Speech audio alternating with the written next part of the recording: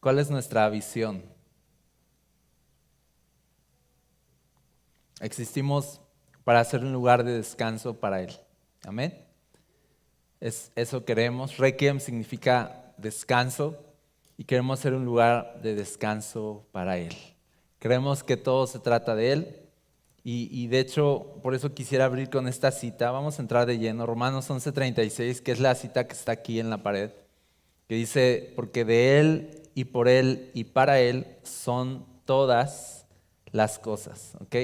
Todas las cosas son por Él. Y por eso dice: a Él sea la gloria por los siglos. Él es digno por siempre y todas las cosas son de Él, por Él y para Él por siempre. ¿Cuántas cosas? Todas. Todas, absolutamente todas. No algunas, todas. ¿Por qué? Porque todo es de Él. Y quisiera que examináramos un poquito antes de entender esto de ser un lugar de descanso para Él, que entendamos un poquito este texto, ¿sale? Vamos a desmenuzarlo juntos hoy. De entrada vamos a ver esto, ¿no? De Él, por Él y para Él. Pareciera que es lo mismo, pero no es así. Pareciera que estás recalcando y recalcando, pero no es así. Son tres cosas diferentes. De Él, obviamente aquí nos habla de que todo es suyo. O sea, la pregunta que se responde aquí es: ¿a quién le pertenezco o a quién le pertenece todo? A Él, ¿verdad? Cuando dice de Él, habla de pertenencia. Habla de que todo es suyo, ¿ok? Y la pertenencia habla de identidad. Cuando yo sé a quién le pertenezco, entonces yo sé quién soy. Cuando yo no sé a quién le pertenezco, no sé ni quién soy, ni a dónde voy, ni para qué existo, no sé nada. Por eso todo comienza con la identidad que nos da saber que todo es de Él y yo soy de Él también. Le pertenezco. Entonces fíjense, Dios, aunque obviamente seguir a Jesús un día fue una decisión que uno creyó tomar, porque sí tomamos esa decisión, dijeron: ¿quién se quiere bautizar? Y yo alcé la mano y aunque Lupita me contaba, ¿verdad? Cómo dice: algo me alzó la mano y justamente así. O sea, uno cree que toma la decisión como de: yo soy muy listo y yo voy a seguir a Jesús. Y es así de: no somos tan listos, necesitamos un empujón, ¿verdad? ¿Y qué es ese empujón? La convicción del Espíritu Santo. Dice la Biblia que nosotros lo escogimos a Él o lo amamos a Él porque Él nos amó a nosotros. O sea que realmente cuando tú escoges a Jesús es porque Jesús te escogió a ti, realmente. Y simplemente el día que tú tomas la decisión de caminar con Él es porque de antemano Él, como dice la Biblia, Él ya habían preparado eso para ti. ¿Ok? De antemano y desde antes de que nacieras, dice, Él preparó cosas buenas para que anduvieras en ellas. ¿Qué sería lo mejor? El mejor camino para andar en Él, Jesús. Jesús es el mejor camino, el único camino para andar en Él, en ese camino. Entonces, cuando yo sé quién soy, entonces sé para qué existo, pero cuando no sé de quién soy, no sé nada. Entonces lo primero que dice, lo que quiere la Biblia decirnos es: todo es suyo y tú le perteneces a Él. Entonces eso es de Él, es de Él. Ahora, por Él, ¿de qué habla? De que Él es el propósito de todo. ¿Por qué razón existo? Y habla aquí ahora de causa, ¿no? Primero es identidad, ahora es causa. ¿Por qué estoy aquí? ¿Por qué existo? Por Él. ¿Por qué hago las cosas buenas que hago? Por Él, ¿verdad? ¿Por qué sirvo? Por Él. Él es la causa, por Él lo hago, ¿no? ¿Por qué quiero ser santo? Por Él. ¿Por qué me niego a mí mismo? Por Él. ¿Sí? Todas las cosas que hago son por Él. Por eso la Biblia dice que todo lo que hagas, ¿se acuerdan? Dice: háganlo para la gloria de Dios. O sea, que comas o que bebas, que todo tenga que ver con Él, que Él sea el centro, que Él sea el propósito de todo lo que haces. Incluso habla del trabajo y dice: y aun si tú tienes un trabajo y tienes un jefe, dice, no trabajes para tu jefe realmente, sino dice, tu jefe es Él. Y dice, no trabajes como para el hombre, sino hazlo como para Él, como si lo hicieras, ¿qué? Por Él, por Él. ¿Por qué causa llego temprano a mi trabajo? ¿Por el bono? Sí, aunque también, ¿verdad? Es así de, no, pues sí es el bono. Pero no debería ser el bono, debería ser por Él, porque quiero dar un testimonio. Y aquí algo siento fuerte. ¿Por qué causa llego temprano a la iglesia? Para no perderme la adoración ni nada. Por Él, ¿verdad? No sé, nada más así. Se queda ahí grabado esto. ¿Por qué causa queremos dar buen testimonio? Por Él. Entonces, es importante. Soy de Él y eso me da identidad, pertenencia.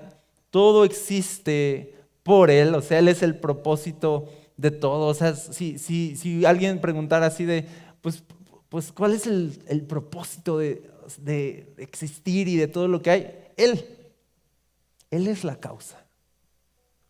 Ahora, si tu vida no está encauzada a Cristo Jesús, realmente vamos a la muerte. O sea, fuera de Cristo no hay propósito, no hay sentido, no hay esperanza, no hay futuro. Fuera de Cristo todo termina mal, pero solo cuando es por Él tu vida y por la causa de Cristo vives y por la causa de Cristo mueres. Esa es una vida bien vivida. ¿Sí o no? Por causa de ti, por Él. Amén. Y ahora viene esta última parte que podría parecer como lo mismo, el por Él y para Él, pero el para Él es diferente, porque para Él habla de que todo debe rendirse ante Él y responde esta pregunta: ¿qué debo entregar a Dios? ¿Okay? Porque al final Dios nos da. Okay, nos da sentido, nos da propósito, nos da vida, por ejemplo, y cuando dice, y todo es para Él, entonces todo tiene que regresar a Él, ¿verdad? Pero el para Él, fíjense, estas dos cosas, sí se ve ahí, ¿verdad? Estas dos cosas, ¿ok? El saber estas dos cosas hacen que nosotros podamos responder de esta manera. El para Él es la parte donde nosotros respondemos a su gloria con alabanza, con ofrendas y con rendición absoluta. Esta es la parte donde ya yo participo. O sea, fíjense, Él no necesita tu ayuda para que todas las cosas sean suyas. ¿Ok? O sea, son suyas, aunque tú le digas, no, esto es mío, de todas formas es suyo. ¿Sí me explico? El por Él, o sea, al final sí, Él es la causa, Él es el propósito de todo, con o sin nosotros, de verdad. Estas cosas son su gloria absoluta, ¿verdad? Pero el para Él es la parte en donde ya entramos en juego nosotros y cómo respondemos al de Él y por Él. ¿Cómo respondemos al hecho de saber que todo es suyo y todo es por su causa? Es el para Él. El para Él es donde Dios espera mi respuesta. Ahora, ¿cuál es la respuesta? De hecho, fíjense, Apocalipsis 4:11, para que tengamos un poquito más de contexto en esto. Dice, digno eres, Señor y Dios nuestro, de recibir. ¿Ok? Recibir nos habla de esto, de para Él. ¿Ok? Tú eres digno de que todo se rinda a ti y de que tú recibas la gloria y el honor y el poder. ¿Por qué? Porque tú creaste todas las cosas, tú creaste, nos habla de, perdona aquí por del por Él, ¿verdad que sí? Dice, porque eres digno de recibir la gloria, porque tú creaste, porque te pertenecen todas las cosas y por tu voluntad existen y fueron creadas. O sea, al final por tu voluntad existe, es esta parte de por Él, ¿verdad? Por Él, por tu causa, y luego el digno eres de recibir es el para Él. ¿Lo puedes ver conmigo? Pero fíjate, lo que el Señor va a recibir al final de este mundo, en el fin de los tiempos, Él va a recibir toda gloria, honor y alabanza, ¿verdad? ¿Sí o no? El asunto es que lo va a recibir porque así tiene que ser, porque Él es Dios.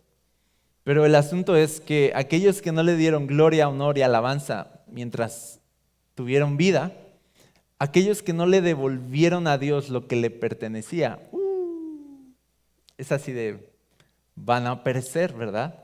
Van a perecer, lejos de Él, van a arder, ¿verdad? Pero no en el espíritu, sino en el infierno, ¿no? Y es terrible porque toda tu vida acumulaste para ti, soñaste para ti, viviste por causa de ti, para tu gloria, y al final es como de qué terrible porque toda esa vida que tenías, ese cuerpo, esas fuerzas, ese respirar, esa inteligencia, esos dones, no eran tuyos, sino eran de Él y por Él.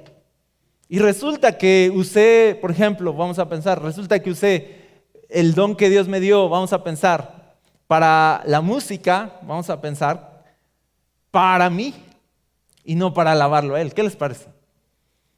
Y qué terrible es que entonces el Señor no reciba aquello que ya le pertenece. ¿Cómo nos deja eso a nosotros? Nos deja mal parados con el Rey, ¿verdad? Nos deja súper mal parados. Por eso sí, es una tragedia cuando todo ojo lo vea y toda lengua, y dice todo ojo lo verá y toda lengua confesará que Él es el Señor a final de cuentas. Pero muchos van a ver a Cristo y van a sufrir el peor espanto de sus vidas porque en ese momento van a entender de todo este tiempo. De Él era todo y por Él, y yo no se lo di. No le di nada de mi vida. El para Él es la parte donde yo me rindo, donde yo le ofrezco. Y el para Él es la parte que está en juego ahorita. Como de si él es el Rey, ¿tú qué vas a hacer? ¿Te vas a inclinar o te vas a resistir? Si eso que tienes ahí es de Él, ¿te lo vas a quedar o se lo vas a ofrecer? Si esa vida y esos años que tienes, que vienen adelante, si Dios quiere, son de Él y por Él, ¿los vas a seguir viviendo para ti o vas a decir, Señor, tú eres digno de recibirlo todo? ¿Qué vas a hacer con lo que le pertenece? ¿Y qué dice la Biblia? Se lo tienes que regresar. Porque de Él, por Él y para Él son todas las cosas. Por lo tanto, a Él sea la gloria por siempre. Amén. Ahora, esto nos lleva a que si Él es el centro, Él es el creador, Él es la razón y Él es digno de todo, esto nos lleva, ahora sí, a lo que nosotros buscamos como iglesia, porque al final, como iglesia, entonces no buscamos que la razón seamos nosotros o nuestras necesidades, no buscamos que el centro sea nuestra vida, nuestros sueños, como en algún momento se planteó. Déjame platicarte, algunos de ustedes tienen poco tiempo en Cristo y en esto de la iglesia, pero era hace tiempo, había una iglesia que obviamente yo en los 80s yo era un niño, ¿ok? Pero sé de testimonios y a lo mejor me tocó más poderlo oler en los 90s y mucho más cuando ya en el 2000 en los 2000 ya conocía a Jesús plenamente. Pero había una ola de un cristianismo centrado en el hombre y no centrado en Jesús. ¿Cómo era este cristianismo centrado en el hombre? Era así como decirle a las personas, estás enfermo, Dios te quiere sanar. Estás quebrado económicamente, Dios te quiere bendecir. Tu matrimonio está en juego, Dios quiere restaurar tu matrimonio. Y todo, o sea, como que Jesús viene, tú pídele y Él lo va a hacer. Entonces empezó obviamente Dios hace estas cosas, ¿verdad? Nos bendice, nos sana, nos restaura. Pero nosotros no somos el centro. Pero cuando el hombre es el centro, entonces Jesús, todo lo que Él hace es por causa de mí y no por causa de su propia gloria. Ahora, yo te voy a decir algo. Aquí es muy importante esto. Todas las cosas buenas que Dios hace por nosotros, las hace para gloria de su nombre. Ahora, el ejemplo claro es el pueblo de Israel adorando un becerro de oro, Dios diciendo, hasta aquí llegaron, hazte un lado Moisés, hazte un lado, y Moisés, espérate. Y Moisés intercede muy bien y lo hizo muchas veces, ¿no? ¿Cómo intercedía Moisés? No les decía, pobrecitos, mira, pobres ellos, no les hagas eso, danos chance, mira, lo que pasa es que no empezó Moisés a justificarse y a decirles, no, ¿qué le decía Moisés? ¿Qué se va a decir de tu fama? Si ellos perecen en el desierto, ¿qué van a pensar los demás de ti? Moisés sabía algo, Moisés sabía cosas, Moisés sabía orar, sabía que lo que Dios obra para gloria de su nombre. Moisés sabía, a lo mejor no existía en ese entonces, pero sabía el Salmo 23, ¿verdad? No lo sabía, pero el principio del Salmo 23 de Él es mi pastor, nada me faltará, y todas las cosas buenas en lugares delicados pastos me hará descansar, junto a aguas de reposo me pastoreará, confortará mi alma, me guiará por sendas de justicia, por amor a su nombre. O sea, el Salmo 23 parece de yo soy importante para Él, yo soy importante, y me va a hacer esto, y me va a hacer lo otro, y acá, y me va a llevar, y todo, y eso, y al final te enteras pero lo va a hacer por amor a su propia gloria. ¿Qué les parece eso? Ahora yo te voy a decir, gracias a Dios que eso es así. Gracias a Dios que Dios responde a sí mismo y no a nuestra estupidez. Gracias a Dios por eso, ¿verdad? Que Él responde a sí mismo y a su propia gloria, porque si no, ya habríamos sido consumidos. Entonces, por amor a su propio nombre y a su propia gloria, el Señor nos ha hecho tantas cosas buenas, nos ha hecho tanto bien. ¿Ok? Y claro que nos ama, pero te voy a decir, ese amor que Él nos tiene no está sustentado en tus acciones, no está sustentado en lo que tú eres o en lo que tú haces, sino está sustentado en que Él es amor.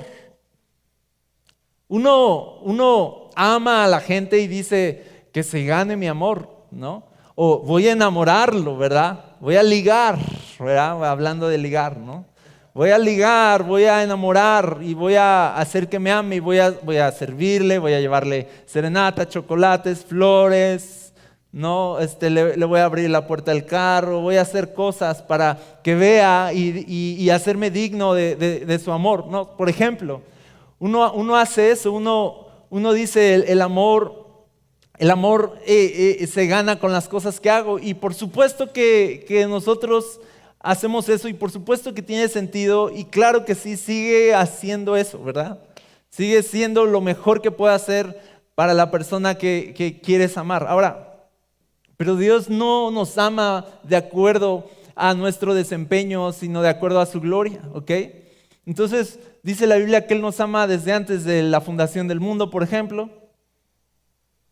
O nos ama desde antes de que existiéramos, desde antes de nacer, que no habíamos hecho nada bueno y malo y Él ya nos había escogido, ya nos había amado. Es así como de, no necesitaste impresionarlo, no necesitaste hacer nada. ¿Por qué? Porque Dios nos puede amar libremente. Te voy a decir, porque Él es amor. Porque Él es amor. Él no ama, Él es amor. Eso es otra cosa. Eso es otra cosa. Y entonces, al final, todas las cosas que Dios hace nos da para nuestro bien. Pareciera que es porque somos increíbles y valiosísimos para Él. Y sí, pero no. Porque el centro no somos nosotros, el centro es su gloria. A Él sea la gloria por siempre. ¿Ok? El centro es su gloria. Dios ahorita está trabajando y existiendo para su propia gloria. Puede sonar egoísta, puede sonar como, así como, ¿por qué Dios solo piensa en sí mismo? Y es así de no. Su gloria, el que Dios apunte a su propia gloria es otra cosa a cuando tú y yo apuntamos a nuestra propia gloria. Cuando yo apunto a mi propia gloria, me lleno de ego. Cuando Él apunta a su propia gloria, es para poder compartir su gloria con los demás. Dios apuntando a su propia gloria es Dios amando y bendiciendo a aquellos que no la merecen. Así de glorioso es Él. Es una gloria inmerecida, pero compartida. Y cuando Dios hizo todas las cosas, las hizo para su gloria, pero tú volteas y de pronto aquí estamos. Aquí estamos, creados por Él, creados creados, somos de Él, por Él y ahora todo es para Él. Y dices, somos participantes de su gloria entonces. Entramos en esta atmósfera donde Él nos bendice, dejándonos contemplar su gloria y dejándonos disfrutar su gloria. Una vez alguien me preguntaba, ¿para qué existimos? Y entonces, ¿para qué estamos aquí? Y yo le decía, estamos aquí para contemplar a Dios y disfrutar de Él por siempre. Esa sería mi definición de por qué estamos aquí. Estamos aquí para contemplar como quieras, no la tengo escrita así como que, pero para conocer a Dios y disfrutarlo por siempre. Para eso estamos aquí. ¿Qué quiere Dios? Dice que me conozcan. ¿Por qué? Porque cuando lo conocemos y contemplamos su gloria, somos transformados. La gloria de Dios, dejándose ver, Dios dejando ver su gloria, es Dios dejándonos probar el mayor bien de este mundo. No hay otro manantial, no hay otra agua, no hay alguna otra gloria que pueda saciar nuestra alma, solo Él. Dios sí sería egoísta si no nos dejara contemplar su gloria. Y Dios sería egoísta si no nos dejara venir a beber de Él. Pero cuando Dios dice, vengan a mí, coman de mí, mírenme a mí, beban de mí, yo soy el camino, yo soy. Cuando tú dices yo soy, te ves mal, te ves ridículo, porque no eres nada. Pero cuando Él dice yo soy, es así de, es lo mejor que nos puede pasar, porque en nuestra mente extraviada y oscura de pronto vemos el camino y decimos, es por ahí. De Él vengo, por Él soy y para Él son todas las cosas. Y entonces ahí está nuestro deleite. Él diciendo yo soy es adecuado porque Él es. No está mintiendo. Él no está siendo engreído o presumido. No se está exaltando en sobremanera a sí mismo. Él está existiendo y ya. Vamos juntos. Entonces no sé por qué estoy diciendo esto, pero seguro tiene un sentido. Ahora, el primer mandamiento por eso, bueno, ya me acordé por qué. El primer mandamiento, ¿cuál es? Te portarás bien, sacarás la basura con la campana, ¿verdad? Respetarás a tu prójimo y cosas así como, es que fíjense, el mundo hace sus propios mandamientos, ¿no? Como, no, lo que Dios quiere es que no quiere que vayamos a la iglesia. O sea, el mundo hace sus mandamientos. No sé cuántos han oído mandamientos que la gente hace solita o se inventa. Así, aquí les va este mandamiento. Lo que Él quiere es no que vayas a la iglesia y que ores y que leas tu Biblia. Lo que Él quiere es que respetes, ¿no? Y es así de, pues no sé, o sea, eso no está en ningún lado y no tiene ningún sentido porque la gente en el mundo se la pasa respetándose y seguimos siendo una porquería, ¿verdad? Y el mundo se nos sigue cayendo, aunque nos respetamos y decimos con permiso, gracias, muy amable usted. Y, o sea, seguimos haciendo cosas buenas, pero seguimos siendo miserables. O sea, ese mandamiento no, ándale, respeta a la gente, está bien, pero eso no te va a llevar al cielo ni a Dios, ni va a producir cambios en tu vida. ¿Cuál es realmente el mandamiento que Dios le importa o el que nos ha dicho? Este es. Dice el verso 28 aquí, Marcos 12, 28, cuando uno de los escribas se acercó, los oyó discutir y reconociendo que Jesús les había contestado bien, le preguntó, ¿cuál es el mandamiento? ¿Cuál mandamiento es el más importante de todos? Jesús respondió, el más importante es, escucha Israel, el Señor nuestro Dios, el Señor uno es, y amarás al Señor tu Dios con todo tu corazón y con toda tu alma y con toda tu mente y con toda tu fuerza. Ese es el primer mandamiento. El segundo, no le preguntaron, pero Jesús como que dice, no me preguntaste, pero aquí te va el segundo. Y te voy a decir por qué Jesús, aunque no le preguntaron cuál era el segundo, lo dice, porque el primer mandamiento está conectado con el segundo, realmente. No puedes decir que amas a Dios y odias a tu hermano. Entonces tiene que decir que el segundo mandamiento es amarás a tu prójimo como a ti mismo. Y dice, no hay otro mandamiento mayor que estos. Ahora, parecen dos mandamientos, ¿ok? pero son uno solo, pero uno sí es más importante que el otro y uno sí va primero, pues. ¿Ok? ¿Cuál es el que va primero? Amarás al Señor tu Dios. Porque la parte de amar al prójimo no es posible sin primero amar a Dios. Entonces, ¿tiene sentido que Jesús diga que es el primero y que es el segundo? Tiene total sentido. Pero al final tiene también sentido que Jesús no los haya separado. O sea, si es uno arriba y otro abajo, pero son uno solo. Son un solo mandamiento. Por eso Jesús los menciona a los dos. Ahora, si este es el primer mandamiento, yo te voy a decir, la iglesia, si la iglesia, todo lo que hace la iglesia es, o sea, uno de sus propósitos, y yo diría que entonces es el más importante, es, ¿cuál?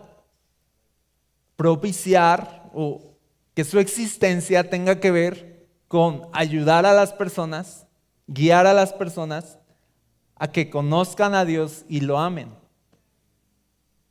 No a que se porten bien. ¿Ok? Oh, sí. Yo conozco a muchos cristianos que intentan portarse bien, pero que no aman a Dios. Yo lo sé, no lo aman. No tienen una pasión por Él, solo intentan hacer lo mejor que pueden. No sé cuántos pueden decir yo soy ese cristiano. No, ok. Y al final es condenar a las personas a decir, mira, aquí tienes 50 mandamientos de lo que el Señor espera de ti, como ser un buen esposo, ser un buen padre, y toda esta parte de honra a tu padre, a tu madre, y ama a tu mujer, y respeta, ¿verdad? Y todas esas cosas, todos esos mandamientos que hay en la Biblia y que sí el Señor espera de nosotros. Sería injusto que la iglesia viniera y le presentara 50 mandamientos para verse más decente en la vida, ¿no? Sin presentarle el más importante, porque entonces estos 50 mandamientos los van a intentar cumplir pobremente y los van a desgastar, y es en ese contexto cuando Jesús aparece y dice, ¿saben qué? Vengan a mí los que están trabajados y cargados. ¿De qué? De tantos mandamientos impuestos, ¿verdad? Los tienen desgastados, no pueden cumplirlos, se sienten miserables, pero lo siguen intentando y dice, ya basta. Vengan a mí, yo los voy a hacer descansar. ¿Cómo entramos al descanso? Cuando podemos conocer a Dios, disfrutar a Dios y poder amarlo. Porque aquel que ama es aquel que puede obedecer a Dios. Si me aman, guardarán mis mandamientos, ¿se acuerdan? Pero si no me aman, ¿qué haces con un montón de mandamientos? Buenos, por cierto. Pero si no amo a Dios, si eso no es lo primero en mi vida, todos estos simplemente va a ser una religión hueca que me va a hacer sentir miserable porque voy a fracasar una y otra vez intentando ser lo que Dios espera de mí sin poder serlo. ¿Qué les parece? Esa es una tragedia. Entonces la iglesia no viene y te dice, mira, pórtate bien, haz esto, mandamientos. La iglesia es, este es Dios, conócelo y ámalo. Y ya después hablamos de los otros mandamientos. ¿Vamos juntos?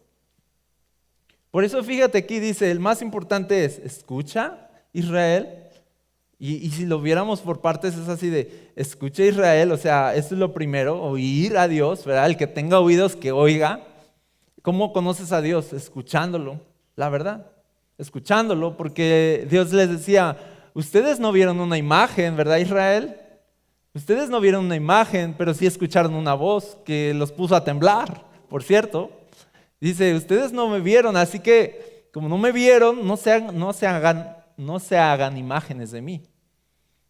Y esto es otra cosa, es hacerte planteamientos o imágenes de Dios que no son Él, es reducir a Dios a tener una concepción de Dios tan pequeña que no es digna de mi amor, de mi sacrificio ni de mi ofrenda.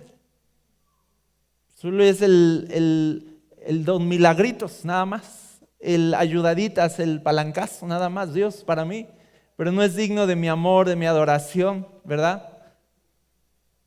Es al Dios al que le voy y le exijo que me ayude, como es en México. En México la cultura es ver a Dios como alguien que tiene la obligación de bendecirte y ayudarte, y si no lo hace, nos vamos a enojar con Él, ¿verdad? Entonces Dios no quiere que nos hagamos una imagen de Él, sino quiere que lo escuchemos, porque con nuestros ojos ni siquiera podríamos contemplar su gloria, ¿verdad? Pero dice, escucha Israel. Y te voy a decir, ¿cómo conoces a Dios? Escuchando. Hoy tú estás conociendo a Dios mientras escuchas su palabra, ¿verdad que sí? Cosas pasan. Entonces tienes oídos para oír, dice Jesús. Oye Israel, eso es lo más importante. Y te voy a decir, los niños judíos, el primer versículo que se aprenden de la Biblia es esto: oye Israel, el Señor nuestro Dios, el Señor uno es. Eso es lo primero que se aprende antes de decir agua, antes de decir iPad, antes de decir a mamá, papá. Dicen, oye, oh Israel, el Señor nuestro Dios, el Señor uno es. Qué increíble, ¿no? Porque lo primero es pues conocer al Señor, escuchándolo, ¿verdad? Porque ¿cómo vamos a amar a un Dios que no conocemos? ¿Verdad que sí? Entonces, conoce al Señor, contempla al Señor y luego ama al Señor. Ya lo conoces, ahora si ya lo conoces, no vas a poder quedarte tranquilo. Tú vas a amar al Señor y te vas a enamorar de Él cada vez más. Entonces, por eso viene ahora en ese orden. Pero al final el mandamiento es: amarás al Señor tu Dios con todo tu corazón. Y me encanta que se especifique esto, ¿no? O sea, al final es con todo. ¿Por qué? Porque todas las cosas son para su gloria. Todas. Entonces uno podría decir, le doy al Señor, no puedo amar al Señor fielmente si lo amo con todas mis fuerzas, pero no con toda mi mente. Y se puede, no se puede, pero uno lo intenta. Dice, yo voy a ir a la iglesia con todas mis fuerzas, voy a levantar sillas con todas mis fuerzas, a lavar baños con todas mis fuerzas, a saludar gente y sonreír con todas mis fuerzas y tocar con todas mis fuerzas y transmitir con todas mis fuerzas, ¿no? Y hacer un late con todas mis fuerzas no, o sea, y voy a servir y voy a evangelizar y voy a hacer y ir y subir y bajar y desgastarme y desvelarme y servir y al final te va a decir el Señor así de, o sea, estás tan ocupado sirviéndome que no has tenido tiempo para contemplarme, para disfrutarme con tu corazón y con tu alma y con tu mente. No funciona así, es todo. Es todo. Y de eso va, ya se nos va a acabar el tiempo, pero vamos a hablar de Marta, afanada, y María a sus pies, porque María está obedeciendo el primer mandamiento, y por eso Jesús le dice, Marta, tú estás afanada con muchas cosas, pero María, que escogió la mejor parte, la más importante es esta. Entonces, iglesia, nuestro enfoque como iglesia es, tenemos aquí que ser un montón de personas enamoradas de Él, si no, no tiene sentido. Apasionadas por Él, si no, no tiene sentido. Amar al Señor es el primer mandamiento y luego el segundo es, amarás a tu prójimo. Ahora, vamos a ver esto y ya terminamos, ¿sale? El primer mandamiento entonces es amar a Dios, el segundo amar al prójimo. Ya les dije, esto es semejante, pero no es igual, es parecido. Sí, pero no figuran en la misma categoría. Tenemos que poner cada una en su lugar, ¿no? Fíjense, la obediencia del primer mandamiento siempre resultará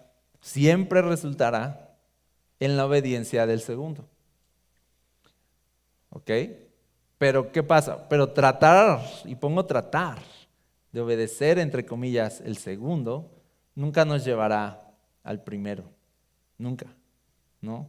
Tratar de decir, le voy a echar ganas, voy a portar bien, aquí a nivel físico, ¿no? Voy a amar, voy a servir y así de, pero eso no te va a llevar a amar más a Dios. en realidad no es posible obedecer el segundo mandamiento sin obedecer el primero. Y con esto tendríamos que leer, y con esto ya les prometo que terminamos. Amados, esta es primera de Juan 4:7. Amados, amémonos unos a otros. Y me gusta que diga amados, ¿verdad? Amados, amémonos. Bueno, ese es otro tema, me voy a desviar. Amémonos unos a otros porque el amor es de Dios. Y todo aquel que ama, fíjense, el que ama es nacido de Dios y conoce a Dios. ¿Ok? O sea, mi capacidad de amar viene de que yo conozco a Dios y de que amo a Dios. ¿Verdad? Por eso puedo amar. Pero dice, pero el que no ama, pues, ¿qué puedes hacer? O sea, no le puedes decir, échale ganas, ándale. No, el que no ama, pues es que no ha conocido a Dios. O sea, pobrecito, ¿verdad? No lo obligues porque no puede. No puede. ¿Qué necesita? El primer mandamiento, conocerlo y amarlo. Entonces, el que no ama no ha conocido a Dios porque Dios es amor. Luego empieza a describir aquí en el verso 9 el amor de Dios. Dice, en esto se mostró el amor de Dios para con nosotros, porque por cierto el amor de Dios no es algo subjetivo, sino es algo palpable. Siempre va a ser algo palpable. El amor de Dios no es te amo. De hecho, pocas veces vas a encontrar en la Biblia un textual, los amo, aunque sí hay. Pero pocas veces vas a encontrar a Dios intentando decir como nosotros, como ya me voy, mi amor, te amo, ¿no?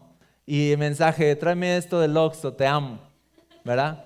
O sea, Dios no está interesado en mandarnos emojis, ¿verdad? Y te amo. Porque el amor de Dios no es algo que se dice, sino es algo que, dice, se muestra, se ve. Palpable, tan palpable que Dios envió a su Hijo unigénito al mundo, ¿verdad? Por amor. O sea, ¿por qué lo envió? Porque de tal manera amó Dios al mundo que envió a su Hijo unigénito, ¿verdad? Entonces, y Jesús fue palpable para nosotros, y el amor de Dios es palpable no solo en Cristo enviado al mundo, sino en Cristo muriendo en la cruz por nuestros pecados. Entonces, el amor de Dios está ahí, palpable, histórico, en esa sangre derramada. Nadie puede decir que Dios solo se dedica a decir los amo, sino Dios muestra su amor para con nosotros, ¿verdad? Y en esto consiste el amor, verso 10.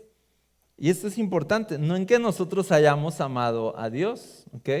Sino en que Él nos amó a nosotros. Como dice la palabra, nosotros lo amamos a Él porque Él nos amó primero a nosotros. ¿Ok? Entonces, fíjense esto, la dinámica de amar a Dios es conocer a Dios y conocer que Él me ama a mí, ¿verdad? Y cuando yo sé que Él me ama a mí, yo puedo empezar a amarlo a Él. El mandamiento no es ama a Dios, aunque no lo conozcas ni sepas nada, tú ámalo y así de, ¿cómo lo voy a...? O sea, no se puede. La dinámica es conoce a Dios y conoce cuánto Él te ama, y entonces eso te va a llevar a amarlo en verdad.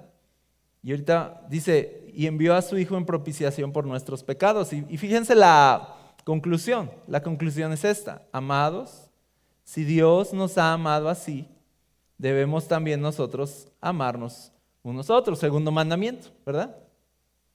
Ahora sí podemos pasar al segundo mandamiento, que está conectado con el primero. Pero dice aquí, nadie ha visto jamás a Dios. Si nos amamos unos a otros, Dios permanece en nosotros y su amor se ha perfeccionado en nosotros. Y dice, en esto conocemos que permanecemos en Él y Él en nosotros, en que nos ha dado de su Espíritu. Creo que eso ya es otra cosa. Pero vamos a dibujar tantito. Ay, perdón, ese es... Se me ocurría primero plantearlo así. Se me ocurría plantear así: este es Dios, este somos nosotros y este es el prójimo, ¿verdad? Ok, lo que está diciendo la Biblia es que ama al Señor tu Dios. O sea, pareciera que nos dice ama al Señor tu Dios, pero en realidad el asunto es que Dios se da a conocer a nosotros que Dios nos ama a nosotros. O sea, primero es el cielo en la tierra, para que después la tierra responda al cielo. ¿Ok? Entonces Dios viene, Dios envía a su Hijo, Dios desciende, nos enamora, nos salva. Es primero la manifestación de su amor sobre nosotros, lo que nos va a nosotros a hacer ahora responder. Y pongo la respuesta en verde para que se distinga, ¿va? Nosotros respondemos al amor que el Señor nos ha dado. ¿Ok? Ahora, sin embargo, nuestra respuesta, de acuerdo a lo que dice Primera de Juan, no es necesariamente un amor privado, como entre Dios y yo, así como muchos dicen, no, yo y Dios, yo y Dios, yo y Dios, y el prójimo pues bailando ahí queda. No es la idea de Dios que nuestro amor con Él sea algo tan privado que el prójimo quede desplazado. Más bien, lo que el amor hace, dice, el amor de Dios se ha perfeccionado en nosotros, dice, cuando nosotros podemos ahora amar a nuestro prójimo. Y dice, nada más para que lo recordemos rápido, dice, nadie ha visto jamás a Dios. Dice aquí, si nos amamos unos a otros, estoy aquí, si nos amamos unos a otros, Dios permanece en nosotros y su amor se ha perfeccionado en nosotros. Y entonces esto funciona así. Entonces obviamente Dios me ama, yo lo amo, pero mi amor tiene que ir necesariamente en dos vías. En la vía vertical amo a Dios, pero tiene que ir unida en la vía también horizontal, porque amo a Dios, obviamente, es como obviamente amo a mi prójimo, y entonces así dice, el mundo no puede ver a Dios, dice, pero si nosotros nos amamos, dice aquí, horizontal, nos amamos unos a otros, el amor de Dios se ha perfeccionado en nosotros. Y es como que ahora sí se cierra este triángulo, ¿verdad?, de amor, que el cual es bueno, sí es bueno.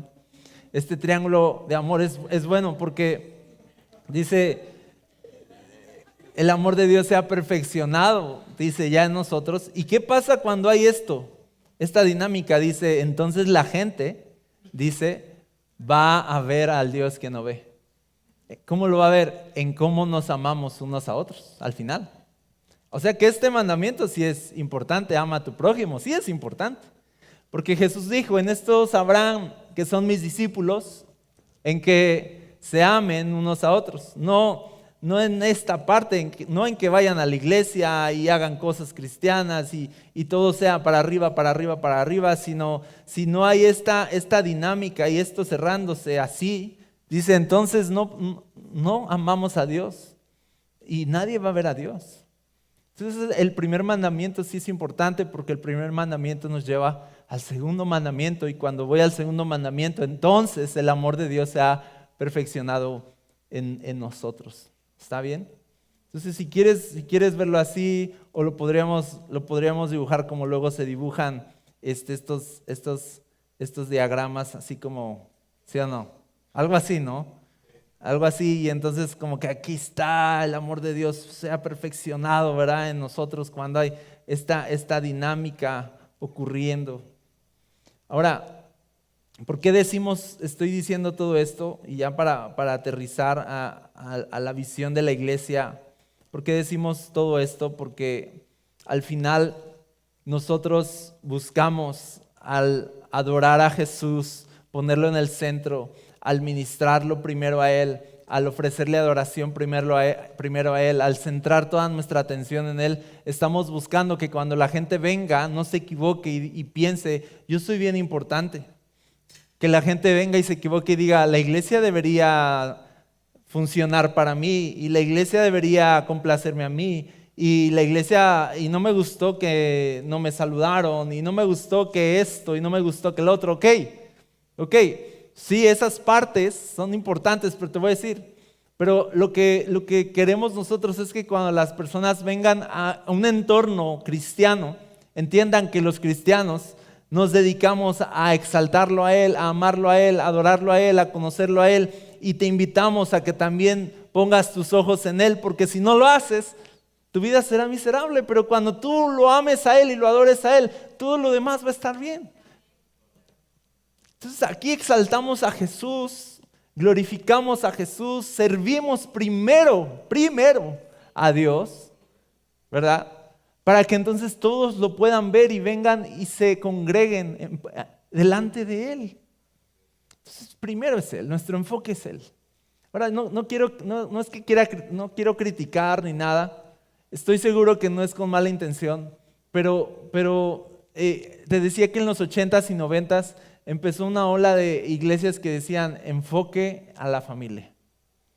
Familias, ¿cuál es tu visión? Familias felices, familias no sé qué, familia, entonces uno lleva así de, aquí en esta iglesia les importa mi familia y pastor, aquí mi hijo se lo encargo mucho, por favor, y pastor aquí y mi familia, y es así de, y todo esto era el centro, el hombre era el centro, mi prosperidad era el centro, mi salud era el centro, y de pronto empezó la iglesia a enfermarse.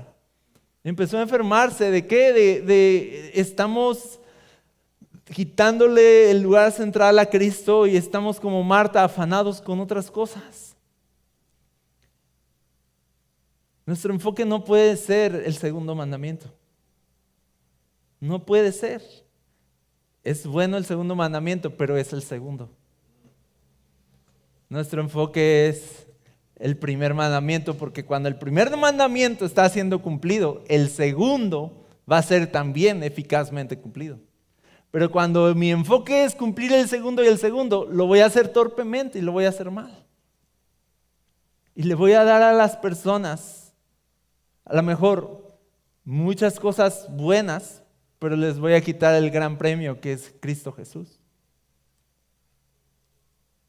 Y eso no queremos. Por eso la visión de la iglesia es, antes era una casa para todos, ¿verdad? Todos digan, no es cierto. Y obviamente tenía una buena intención. Y hay muchas iglesias que tienen este enfoque como de aquí todos, y porque quieres que todos conozcan, ¿verdad? Y obviamente hay una buena intención. Amar al prójimo, servir a los demás. Pero por eso nosotros lo cambiamos y dijimos, queremos que en esta casa quien se sienta cómodo sea Él. ¿Verdad? Queremos que en vez de que la gente diga, no me gusta la alabanza, sí. Y es así de, ok. O sea, en vez de que sea de, ¿cómo te gustaría? ¿Verdad? O sea, en vez de que sea el centro de no me gusta esto y no me gusta aquello ok. Aquí el asunto es, ¿qué le gusta a Él? ¿Qué quiere Él de nosotros? No qué nosotros queremos de Él. Porque la iglesia es un lugar de sacrificios todavía.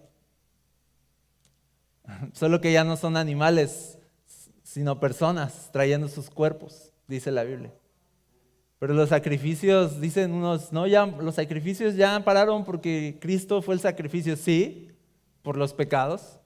Pero la adoración, nunca dijo el Señor, y ya no me adoren, gracias. La adoración no ha parado. La adoración seguirá en pie por la eternidad. El sacrificio por el pecado fue pagado, pero el sacrificio de alabanza, ese va a seguir por los siglos de los siglos. ¿Por qué? Porque Él es digno. Entonces, la iglesia sigue siendo un lugar donde el aroma es a muerte, ¿verdad? Gente negándose a sí mismo, gente renunciando, gente perdiendo su vida. El aroma a muerte que había en el templo de todos los animales sangrando, ¿verdad? Era un aroma que el Señor se deleitaba en eso.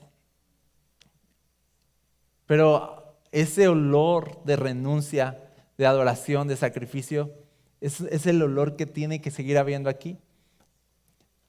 Yo te aseguro algo, los que llevaban sus sacrificios y veían todo, dice una vez que llevaron 1000 sacrificios en el templo de Salomón y la sangre chorreaba ahí por toda la ciudad. Y yo no me imagino a la gente como diciendo, o sea, era también como una cosa así como que podía llegar a ser como de, como, sí, qué glorioso tanto sacrificio, pero al final, híjole, o sea, así de pecadores somos, ¿verdad? toda esta sangre derramada por nosotros, ¿no? Y entonces, el olor a muerte no es algo que necesariamente nos va a tener cómodos, pero sí nos va a hacer vivir, porque donde hay muerte opera la resurrección. Y el poder de la resurrección de Cristo va a operar en aquellos que renuncian a sí mismos y ofrecen sus cuerpos como sacrificios vivos para Él. ¿Qué queremos aquí? Que las personas aprendan eso. Amar al Señor y sacrificar a Él sus vidas, ¿verdad? Imagínate, sería irresponsable de nosotros, sería bien irresponsable guiarlos a otro lado que no sea la gloria de Dios. ¿Verdad que sí?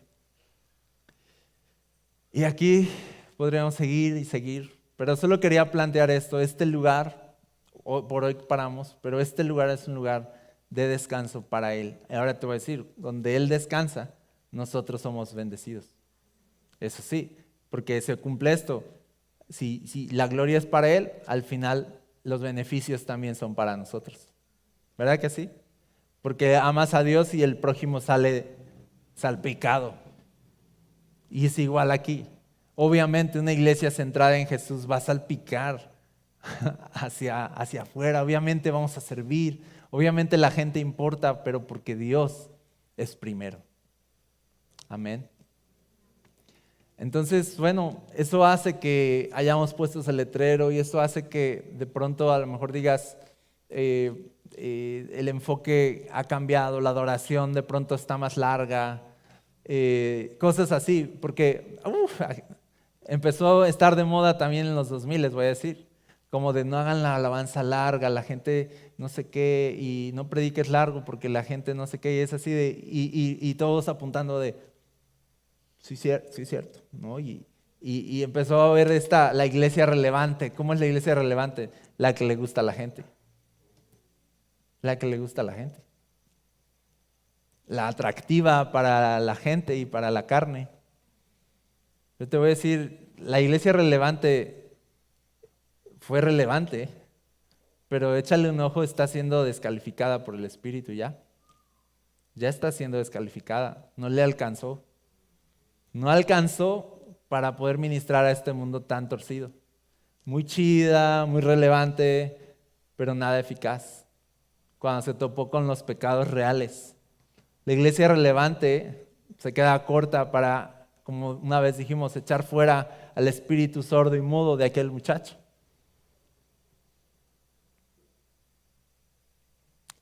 Así que no podemos hacer la iglesia a nuestro gusto. Tiene que ser la iglesia que Él quiere. Y cuando la iglesia que Él quiere florezca en este mundo, entonces esta iglesia va a invadir las tinieblas. Y vamos a poder ministrar a este mundo caído.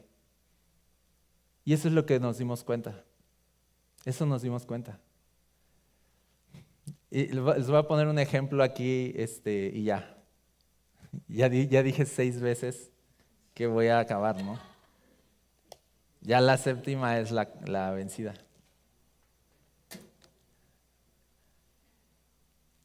Siempre voy a pensar, porque cuando hicimos esta transición de una casa para Él, y todo se trataba de Él, hicimos esta transición, empezamos a adorar a Dios con todo, y a decir así de, pues, a adorarlo y así.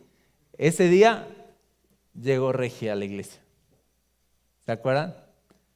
Nadie la saludó, no le dijeron acá como, bienvenida, y no, entró a una locura aquí, ¿verdad? De adoración. Y recuerdo pensar es la primera vez que viene, y uno piensa ya se asustó, ya la perdimos y pues ya ni modo, ¿verdad? Y recuerdo estar en medio de la adoración y todos loqueando, ¿verdad? Y adorando a Dios, y recuerdo voltear y verla llorar. Y se le acabó. Y se acabó su vida. Se acabó su vida y se volvió loca también. Y ahí fue cuando, como que eso fue una demostración de Dios para mí, como pastor. Como decir, te esfuerzas mucho luego en el segundo mandamiento, quedar bien con ellos y quedas mal conmigo. Pero te voy a mostrar cómo si quedas bien conmigo, yo me encargo de tocar corazones. Aunque nadie los salude, aunque de acá y que si entra la gente aquí y ve a Jesús, puede estar aquí todo mal, ¿me entiendes? Puede estar el piso lleno de lodo si quieren y la estructura no puede ser la ideal y puede haber mosquitos, ¿verdad? Y cosas y no es relevante si quieren, pero está Jesús. Y si le echamos un vistazo a tantas iglesias, en comunidades, en lugares, cómo adoran a Dios, te das cuenta o sea, en techos de lámina, en pisos de barro, y cómo adoran a Jesús y buscan a Jesús y no tienen nada relevante, ¿verdad? No tienen atención al público ni nada. Y dices, ¿cuántos milagros, cuánta gloria hay ahí? Y nosotros aquí dándole tanto énfasis al segundo mandamiento que olvidamos el primero. No puede ser así. No puede ser así. No puede ser así. Ya lo hicimos. Dijimos, sí es cierto, iglesia relevante. Sí es cierto, iglesia relevante, sí es cierto. Ya lo hicimos, pero no funcionó. Y ya vimos que no alcanza. O somos santos y adoramos en espíritu y en verdad, y somos la iglesia que Él quiere, o simplemente vamos a hacer puro cuento aquí. Y no sé tú, yo no quiero gastar mi vida cristiana haciéndole al cuento. No quiero eso, ¿verdad que no? Así que por eso somos un lugar de descanso para Él, para Él, para Él. Porque de Él, por Él y para Él son todas las cosas, y a Él sea la gloria por siempre. Amén.